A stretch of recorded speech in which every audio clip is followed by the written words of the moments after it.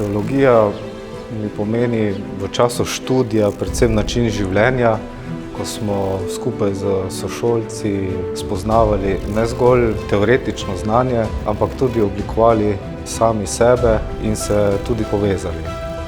Tako se vsako leto še zdaj srečujemo na letniških srečanjih, pa tudi ko gre za težje vprašanja pri reševanju osebnih izzivov ali pa izzivov v kontekstu službe, se radi pokličemo in pomagamo drug drugemu.